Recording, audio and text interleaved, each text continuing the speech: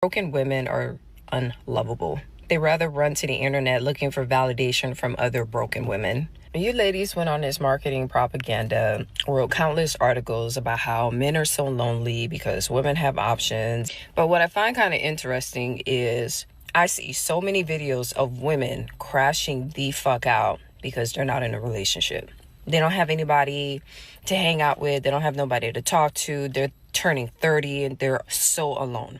He named the inversion clearly. The narrative was men are lonely and desperate. The footage shows women making loneliness content at 1 a.m. Both things were said publicly. Only one of them became the headline. The other one became the comment section. I go into the comment section of married couples, and whenever a woman speaks and say, hey, this is what I do for my man, this is how I express love for my man, I go into the comment section and it's nothing but women in the comment section talking about, you're a pick-me, which I think is so fucking stupid. How you gonna call a married woman a pick-me? Bitch, she's picked already. She is picked, has been picked, is living inside the picking. And the women in the comment section who are not picked are calling her problem. That is a support group for people who are losing, criticizing the one person who won for winning incorrectly. Then it's videos of women talking about, to my married friends, is it possible that you could send your husband over to my place and he could just do some things and you can come over and we could drink wine? I'm like, why don't you get your own man? Then every time a guy who lets it be known he's married posts something on the internet and he is conventionally attractive, go into the comment section. Can your wife fight? Can your girlfriend fight? It's like, you hoes really did try to push this propaganda that it's men who are desperate for relationship. It's men who are the most loneliest demographic. It's not. Y'all the one who's projecting. Y'all the ones who are extremely lonely. The reason why so many dudes don't want to fuck with you, so many dudes don't want you to be a girlfriend, don't want to wife you up, and that the only thing you're good for is a fucking a dump, because a lot of you do not have a personality and you bring absolutely no value to a relationship. Can your wife fight? Posted under a man's anniversary photo. That comment exists, was liked by other people, was considered an acceptable thing to type. The man who posted the anniversary photo, he is not lonely. He is the subject of a threat assessment in his own comment section. Not getting married. A vast majority of the good women that you want are going to expect marriage. I can have a long-term girlfriend, stay with her forever, be monogamous, have 7 children with her. What changes? He essentially wants marriage just without the government contract. Right. Why does the government contract scare you so much? Financial liability. And I don't need the government involved. And I don't need some woke judge telling me how I should distribute my money and how the assets should go. And, oh, my wife cheats on me and we've been married for 15 years. In California, I have to pay her alimony for her entire life. F the government.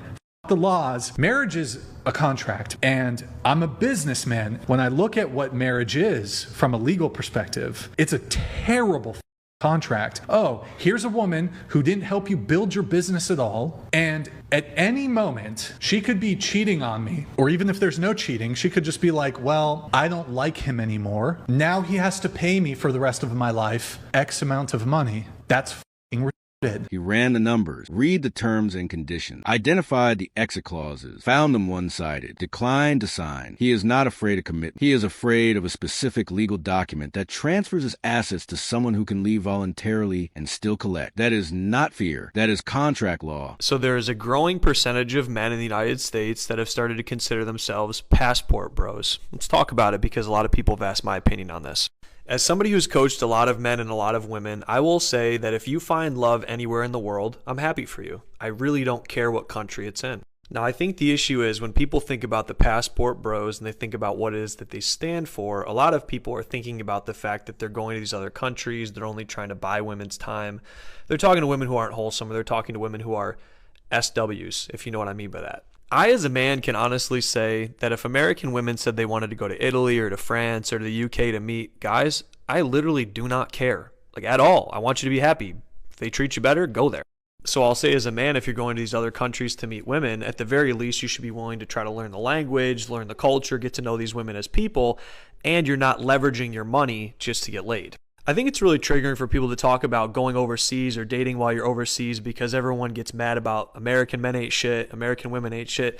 And for some people, it's just not that deep. Now, for the guys that want to go to other countries because these women have nothing and you think you can offer them something and they're going to be reliant on you for some sort of green card or, financial whatever, I think you're a weirdo. So I think whatever your definition of a passport bro really is, it could be good, it could be bad, it could be indifferent.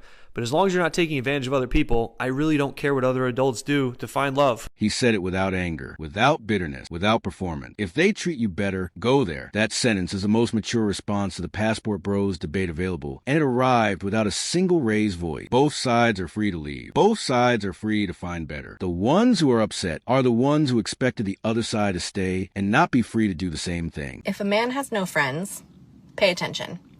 If a man has no friends or a very small circle, don't get it twisted. That is not a red flag. That's a man who has mastered himself.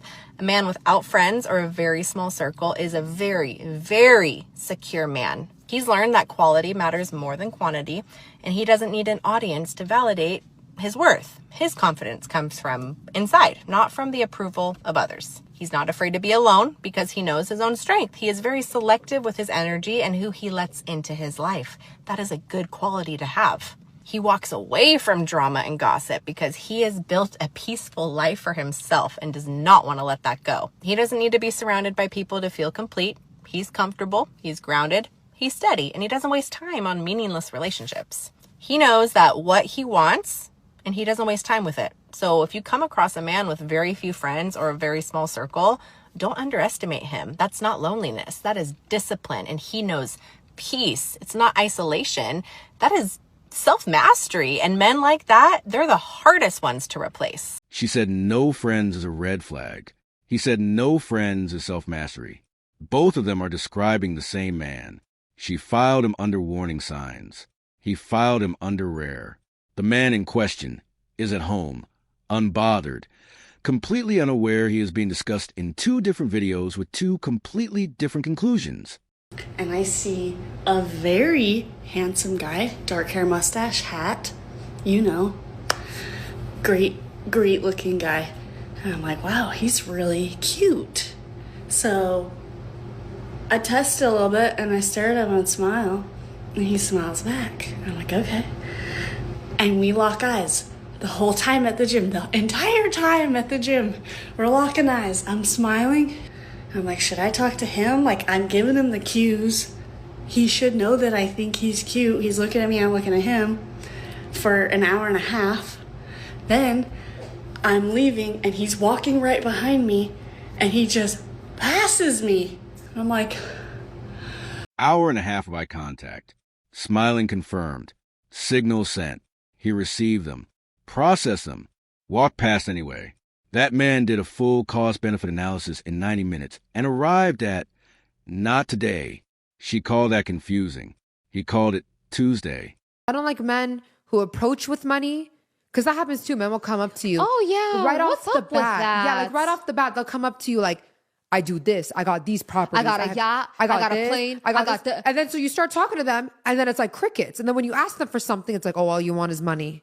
You're materialistic. No, not just that. You literally approached me with materials. No, I just don't get why guys approach with money. Like, it's weird to me. Like, If why? they want to do it, fine. But like, fully be expected of a girl ready to like get some of that. To me, that's what I always say. I'm like, I don't care what house, what car you got, any of that stuff, if it's not going to me. She made the most logical argument in this entire video.